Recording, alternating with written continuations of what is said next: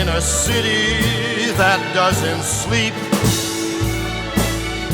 and find I'm king of the hill, top of the heap.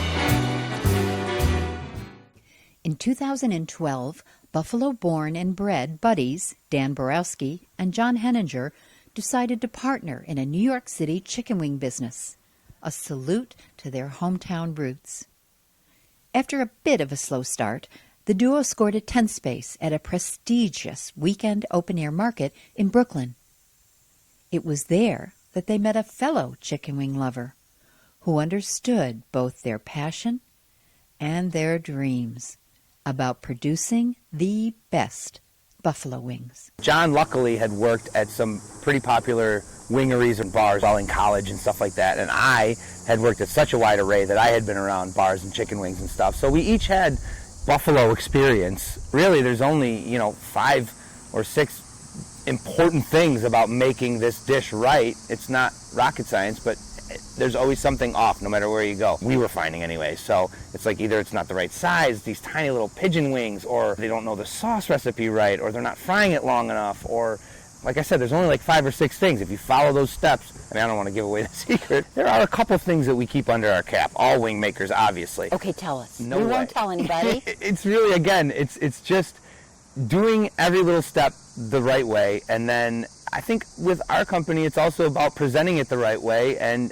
being able to talk the buffalo talk and walk the buffalo walk, kind of like a whole package deal. Did you ask anybody for advice on any level, like even just a restaurant person or a purveyor or anybody? Definitely. John called his friends and relatives in Buffalo. I called my friends and relatives in Buffalo because we wanted to go right to the source. Anybody who had been around, owned, operated, or cooked chicken wings in the Buffalo area, we wanted to pick their brain. I called my uncle, and he put me in touch with a guy who had done chicken wings on an outdoor level, in like lawn fetes and fairs and festivals and things like that. And he told me, this is the oil that you should use. This is the temperature. This is the amount of minutes you should fry it.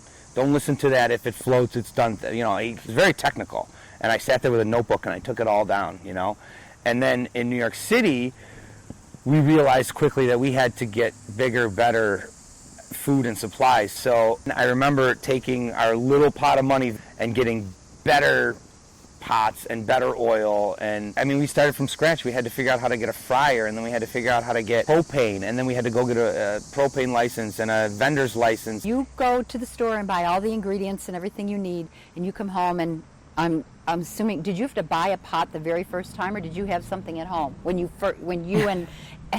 and John started the very first time trying to make your own wings? The very first time we ever made wings was with one of my home crappy pots and some grocery store oil and some grocery store chicken wings. I remember. Did you like them? I did. I loved them right off the bat. And there's actually, I think maybe the first picture ever on our social media pages is that exact night that we cooked them in my kitchen. We cooked an order of 12 wings in my kitchen. How did you cook them? Hot, medium, mild, suicidal? I think we went with traditional hot. And we did it on a tiny little stove top.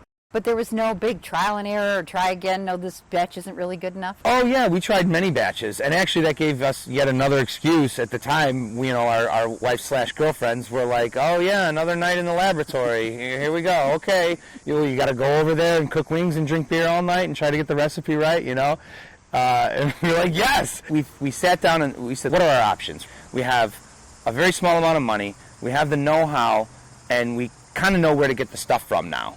But how do we do this? Where do we go? And I remember seeing this festival in my neighborhood in Brooklyn where I had lived called Smorgasburg. It was this collection of food vendors in tents, literal 10 by 10 tents, down on the water in Brooklyn, vending their food. Whether they already have a restaurant or whether they would like to get a restaurant. Just moms on the weekends who want to sell their apple pies. But you have to try out and you have to apply, and it's very competitive. And I was like, let's try out for that festival. Let's go in there and let's pitch them this idea about buffalo wings and why we should be their buffalo wing guys. They didn't have any tent that had anything to do with chicken wings. And so I said, this is our in. This is how we're going to get on deck. When you applied to Smorgasburg. Was it a challenge in any way, or did they welcome you with open arms? Definitely a challenge in every way. I wrote them an essay. That's the first thing you have to do. You have to tell them why you think your idea is even worth getting looked at. The first line was, why is the gumbo great in New Orleans? Why is the pizza great in Chicago? Why is the Philly cheesesteak great in Philadelphia? And the answer was because there's something about the tender love and care that a certain place can put into its dish that makes it like no other. And geographically, we want to bring buffalo chicken wings to New York City the way that Buffalo makes buffalo chicken wings. Finally, we got an audition with the guys who run this festival.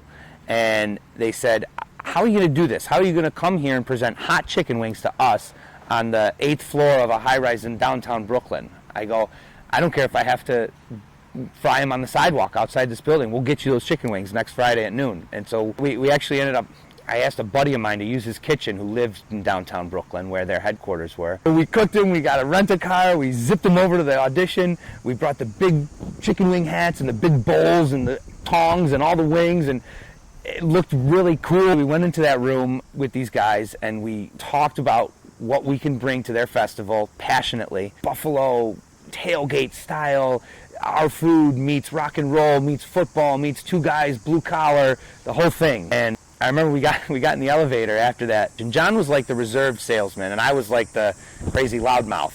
And I turned to John, and John turned to me, and simultaneously, I said, we nailed it. Well, he said, we blew it. So anyways, on the way out, they said, it takes at least a couple of months to hear back, kind of the little disclaimer they have to give people who come in. 36 minutes later, we were in that rent-a-car on the way home, and they called us. And they said, we have to have you guys in this festival. You can start as soon as you're ready. There's a tent space available for you. Let us know. Keep in touch. Their upcoming season was about to start. In fact, I think we jumped on board in the spring of 2013. And they put us in the way back corner as the new guys. And we went there with all this chicken wing stuff ready to take on the world. We quickly realized we brought like way too many things, because you're essentially building a restaurant and taking it down in a day.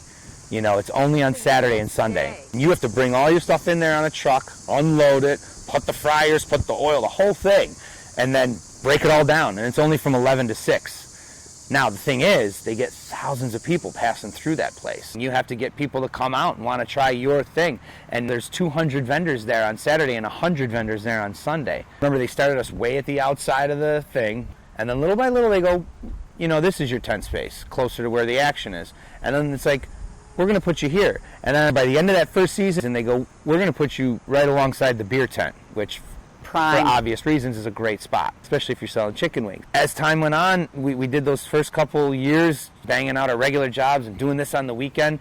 And we became, I like to think, one of the top people that people go there to see. The chicken wing guys. We had the hats, and we brought the cornhole games in the beginning. We used to lay out AstroTurf. The front of our tent was the back of a pickup truck that I had my uncle saw off up here in Buffalo and bring down to me. So like the counter was a pick. We had like a whole thing going. Yeah, you have to have all of it. But all the things we were doing to hustle, we knew we needed to get to that next level where we could get a restaurant, which was the whole goal, and then hopefully get many restaurants and then create an entire thing out of it. The reason we put that tent into the Brooklyn Festival is because we realized we needed to meet somebody who's going to actually know more about money, have more money, and be able to kind of take us to that next plateau. And I remember it was a day in the middle of the season. Me and John were having a hell of a day. It was raining. The fryer had broke. We're struggling with it, grease all over our face, and there was a guy very nicely dressed outside the tent just watching us, like intently. I was like, hey, how's it going? Clearly kind of defeated. That day was beating us for sure. And he said, hey, I'm from Buffalo. You know, my name's Pat, and I've always wanted and thought about this exact thing that you guys are doing.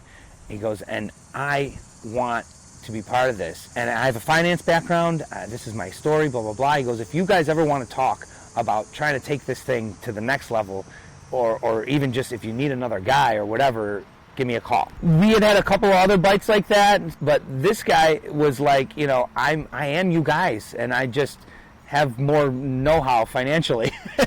And we were like, yeah, okay, we'll go on a date with you. I remember we went out, and it turns out we went to the same high school, me and this guy. Come on. Yeah, his name's Pat Hayden, and he was like, look, I want to make this thing what it, you know and I know it can be, so let's start looking for a real restaurant.